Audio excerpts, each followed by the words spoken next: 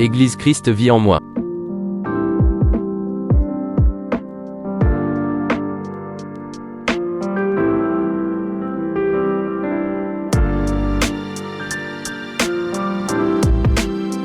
Avec le pasteur Juan.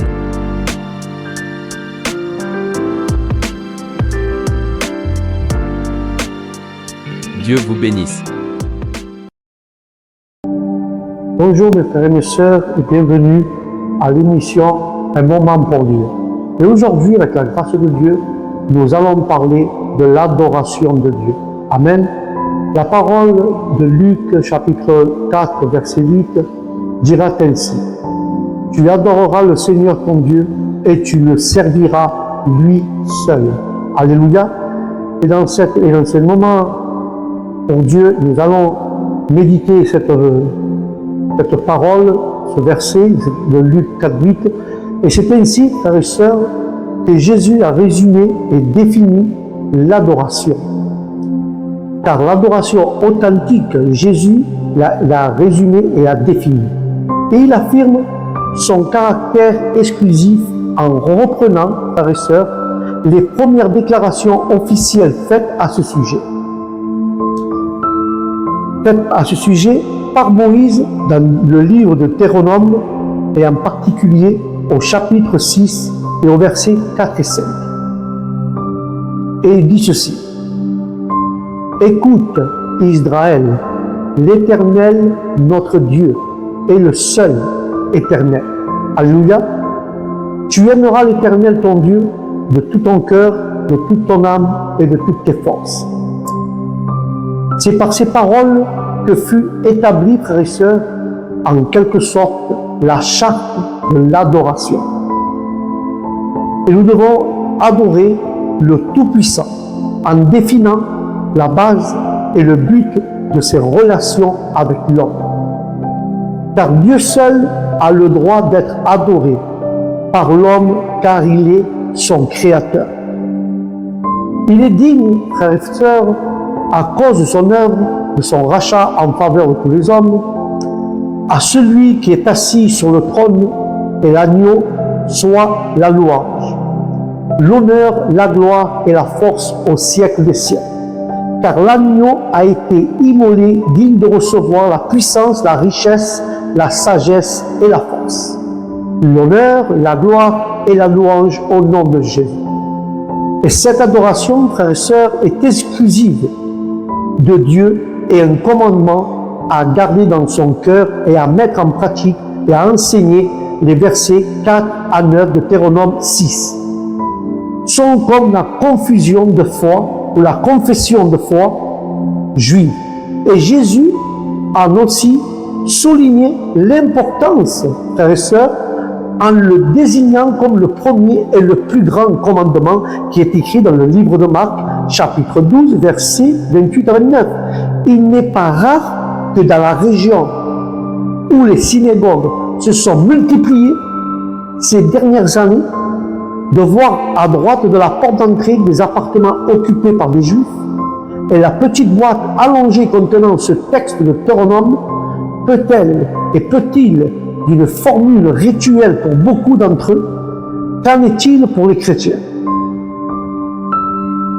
Qu'ils prennent garde, eux aussi, de ne pas tomber dans le formalisme, le caractère particulier de l'adoration vraie et exclusive de Dieu, qui entraîne des conséquences bien précises dont il est bon de se souvenir. Et l'adoration ne doit pas aller vers des faux dieux. Car la parole dit: vous n'irez point d'après d'autres dieux entre les dieux des peuples qui sont autour de vous, car l'Éternel ton Dieu est un Dieu jaloux au milieu de toi. Ça, nous pouvons le voir dans la Deutéronome 6, versets 14 et 15. Il dit: je suis l'Éternel et là mon nom, et je te donnerai pas ma gloire à un autre, ni mon honneur aux idoles. Mais Isaïe 42:8 dit: l'Éternel est jaloux de sa gloire et de son honneur. Il ne supportait pas le transfert aux idoles, ni de partager avec les faux dieux. Respecter cet ordre est capital, car l'orgueil inné fait facilement oublié à l'homme et même aux croyants que l'auteur divin des bienfaits matériels et spirituels dont il est gratifié lorsque tu mangeras et tu te rassasieras, garde-toi d'oublier l'Éternel. Deutéronome 6.2. Avec quelle facilité on peut faire dépendre son bonheur des biens matériels et non de Dieu que les dispenser. Car David disait, on multiplie les idoles, on court après les dieux étrangers, je ne répands pas leur libération de sang, je ne mets pas dans leur nom sur mes lèvres, l'Éternel est mon partage, mon alliance, c'est toi qui m'assures mon lot. Psaume 16, versets 4 et 5. Et l'apôtre Paul, dans 2 de Corinthiens 11.2, dit, nous exhortons encore maintenant en ces termes, car je suis jaloux de vous, d'une jalousie de Dieu, parce que je vous ai fiancé à un seul époux pour vous présenter à Christ comme une vierge pure. Alléluia. L'adoration ne va ni au faux Dieu, ni au diable. Est-ce que c'est possible de la part de ceux qui appartiennent à Dieu? On peut se demander, c'est pourtant la folle ambition de Satan que Dieu le réprimande envers les rachetés. Il suffit de se souvenir de ses tentatives auprès du Fils de Dieu lui-même lorsqu'il le tenta pendant 40 jours, que nous le pouvons voir dans le livre de Luc, chapitre 4, versets de 1 à 13. Nous pouvons aussi en déduire que les plus sollicités, les plus tentés par le diable sont les vrais croyants.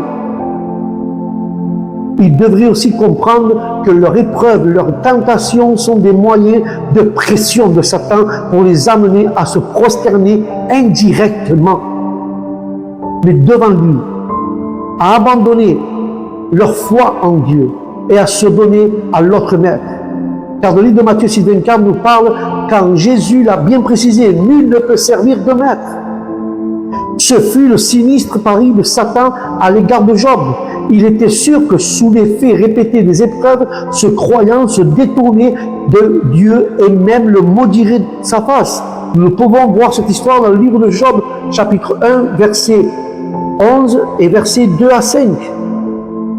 Il échoua, car Job demeura fidèle à Dieu.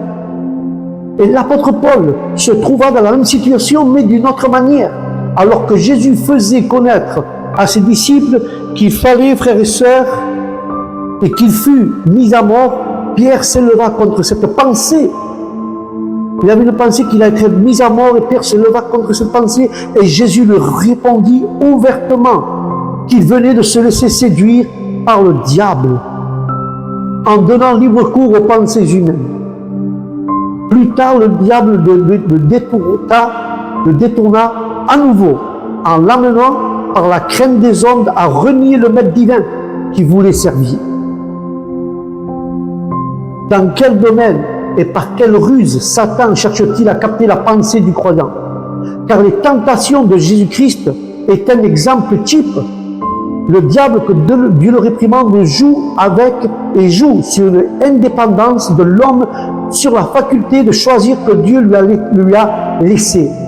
Tout d'abord pour décider lui-même des priorités dans sa vie, devant la nécessité physique de manger ou après son jeûne. Un jeûne forcé, dans le livre de Luc 4, versets 2 à 4, nous parle que Jésus, le Fils parfait soumis à son Père, choisit en priorité la satisfaction des besoins spirituels. Mais l'homme ne vivra pas de pain seulement, mais de toute parole qui sort de la bouche de Dieu. Alléluia. Le chrétien se trouve souvent devant des impératifs humains légitimes et le satisfait en premier lieu au détriment de la vie spirituelle. C'est empêcher l'adoration fondamentale de Dieu. Choisir les moyens, frères et sœurs, de s'élever et de prospérer, quoi de plus légitime et convenable? Chercher à parvenir dans une meilleure situation, dans une abondance plus grande, dans les domaines matériels, affectifs et dans tout ce qui fait dans la vie des hommes. N'est-ce pas raisonnable et désirable, frères et sœurs? Jésus fit mis devant ce choix. Dans Luc 4, versets 5 à 8, il avait effectivement le droit de posséder la puissance et la gloire des royaumes de la terre, mais c'est le Seigneur, son Dieu, qui désirait recevoir cette édalation de cette richesse. Satan, que Dieu le réprimande, use de ruse pour amener le chrétien à se prosterner devant lui, et apparemment pour de bons motifs.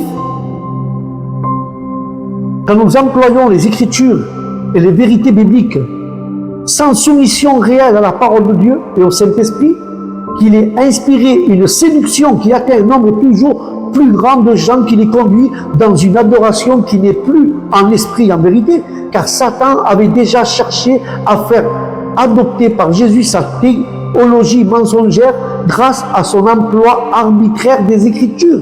Il a cité quelques versets du psaume 91 pour proposer à Jésus de se jeter sans risque du haut du temple. L'attitude victorieuse de Jésus, qui a déjoué les ruses de Satan, nous incite à sonder les Écritures et à soumettre nos pensées et nos sentiments, à les voir abondamment dans l'esprit et dans notre cœur au nom de Jésus. Alléluia. Et nous ne devons pas adorer non plus les anges, même pas ceux qui sont des esprits au service de Dieu, selon la définition d'Hébreux chapitre 1 verset 14.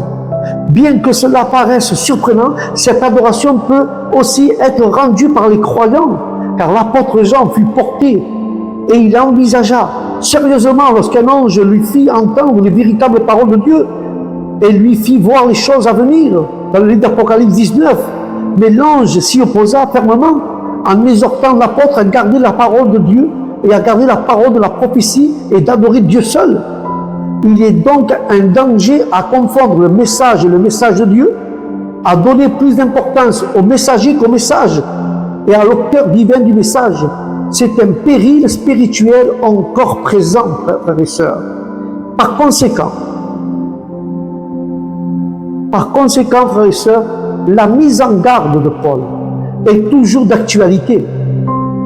Mais si nous-mêmes, si un ange du ciel annoncerait un évangile s'écartant de celui que nous avons prêché, qui soit anathème, dit le livre de Galates 8, que personne, sous une apparence d'humilité et par un culte des anges, ne vous ravisse à son gré, car le prix de la course, tandis qu'il s'abandonne à ses visions, il est enflé d'un vain orgueil par ses pensées charnelles, sans attacher au chef. Car le livre de Corinthiens parle de cela. 2, chapitre 2, versets 18 et 19. Et c'est ainsi qu'on annonce à notre évangile, celui des mérites et des expériences spirituelles, au lieu du salut par la croix de notre Seigneur Jésus-Christ. On enseigne qu'une autre voie pour réagir les relations avec Dieu, celle des signes, des miracles, des visions, à la place de la parole et du Saint-Esprit qui est relié vraiment à Dieu. Et là, nous voyons une clé, car à l'adoration de Dieu est donnée dans le livre d'Apocalypse 19:10, car le témoignage de Jésus est l'esprit de la prophétie, ce qui veut dire que le sujet principal de la parole écrite à la personne de Jésus-Christ, les prophètes ont pu rendre ce témoignage à Jésus par le Saint-Esprit. En résumé, l'adoration de Dieu est inséparable de Jésus, car il est Dieu, frères et sœurs. Et elle a pour source la parole écrite et le Saint-Esprit. Nous savons aussi que le Fils de Dieu est venu et nous a donné l'intelligence pour connaître la véritable, et nous sommes dans le véritable en son Fils Jésus-Christ. C'est lui qui est le Dieu véritable, il est la vie éternelle. Petit enfant, gardez-vous des idoles au nom de Jésus-Christ. L'adoration ne se fait pas chez les animaux ou chez les êtres humains. Nous ne devons pas adorer ni les créatures, ni les animaux, ni les êtres humains, car le texte magistral de Romains 1, versets 18 à 32, démontre que toutes les divisions et les déviations et les perfections morales proviennent des égarements dans l'adoration, car l'être humain, naturellement religieux, a besoin d'adorer, de mettre sa fierté en quelque chose ou en quelqu'un, et lui rendre un culte par ses pensées, ses sentiments ou ses actes.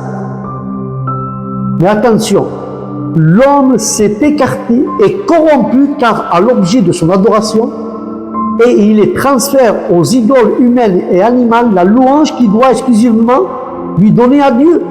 impérissable et glorieux. Et nous voyons que cette déviation dans l'adoration et contre toute logique, le livre d'Isaïe chapitre 44 donne l'exemple qui fait sourire à cet homme qui brûle la moitié de son bois pour cuire ses aliments échauffés et qui avec le reste se fait une idole pour se prosterner devant elle. Le culte que les Tyriens et les Sidoniens rendent à Hérode, leur tyran, était insensé. Au lieu de se révolter contre lui, ils s'écrièrent à voix d'un Dieu, non d'un homme. Le livre des Actes nous parle de ça, 12-22. C'est une fête en honneur de l'Éternel devant un veau d'or, duquel il dit Israël, voici ton Dieu qui t'a fait sortir du pays d'Égypte. Exode 32-4. Le livre des Odes nous apprend que l'usage du parfum dans le culte de l'Éternel pouvait devenir l'occasion d'une idolâtrie, puisque l'ordre était formel. Quiconque en fera un semblable pour le sentir sera retranché de son peuple. L'adoration de certains se changera sans aucun doute en une jouissance des sens, et on sait d'ailleurs la part que les sensations, les sentiments dans les rites religieux. Dieu, qui sait comment le cœur humain peut se corrompre dans son adoration, a bien eu besoin ou soin de dire aux Israélites, puisque vous avez vu aucune figure le jour où l'Éternel vous parlera du milieu du feu de Moreb, veillez attentivement sur vos âmes de peur que vous vous corrompiez et que vous fassiez une image taillée, une représentation de quelques idoles, la figure d'un homme ou d'une femme, la figure d'un animal qui soit sur terre, la figure d'un oiseau qui vole dans les cieux, la figure d'une bête qui rampe sur le sol, la figure d'un poisson qui vit dans les eaux en dessous de la terre. Veille sur ton âme de peur que, levant tes yeux vers le ciel et voyant le soleil, la lune et les étoiles, toute l'armée des cieux ne te soit entraînée à te prosterner à leur présence et à leur rendre un culte. Ce sont des choses que l'Éternel ton Dieu a données en partage à tous les peuples sous le ciel tout entier. Alléluia.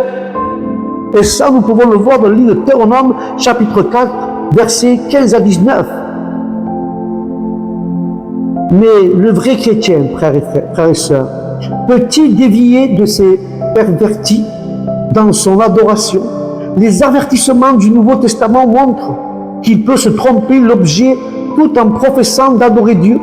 L'apôtre Paul a dû rappeler aux Corinthiens, chapitre 6, versets 19 et 20, que leur corps était le temple du Saint-Esprit, et c'est que le croyant est capable d'adorer lui-même, tant son corps que son esprit. Certains juifs de l'époque l'observent, des règles alimentaires qui étaient finalement plus importantes que l'adoration elle-même de Dieu. C'est aussi là une déviation qui peut se retrouver chez celui qui se préoccupe à l'excès par une question de diététique.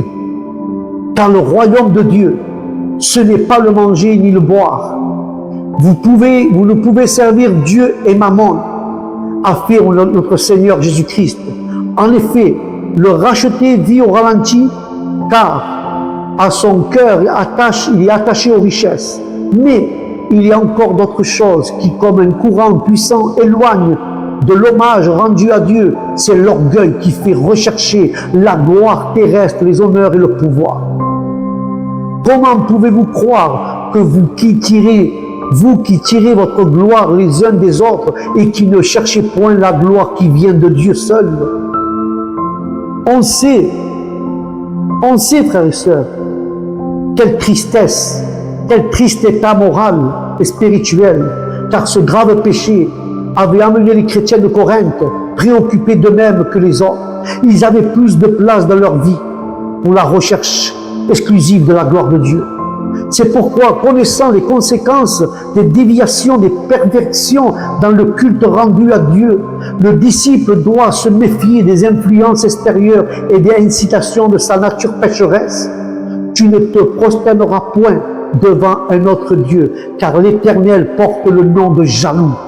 Garde-toi de faire alliance avec les habitants du pays de peur que, se prostituant à leur Dieu et en lui offrant des sacrifices, ils ne t'invitent que tu ne manges de leurs victimes de peur, que tu prennes de leurs filles pour tes fils et que leurs filles se prostituent à leur Dieu en entraînant tes fils à se prostituer envers leur Dieu. En conclusion, frères et sœurs, et je conclue avec ça, le but ultime de l'avertissement et ne pas de se dévier ni de se corrompre dans l'adoration de Dieu, c'est qu'elle doit être l'ordre spirituel et non physique, car l'homme a été créé à l'image de Dieu qui est l'esprit de son adoration et doit être un esprit. Seul le Saint-Esprit reçu de Dieu rend capable d'adorer Dieu de la bonne manière, car le besoin et la puissance d'adoration qui sont dans l'homme viennent de Dieu.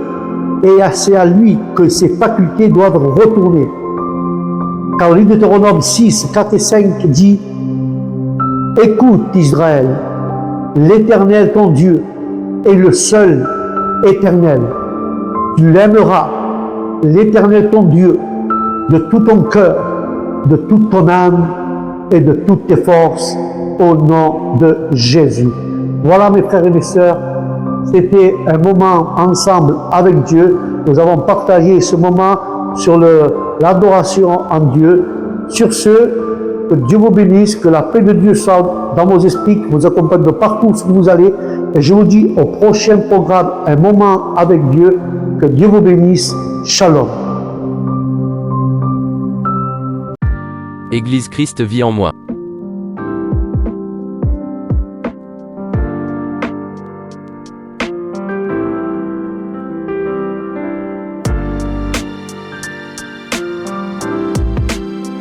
Avec le pasteur Juan.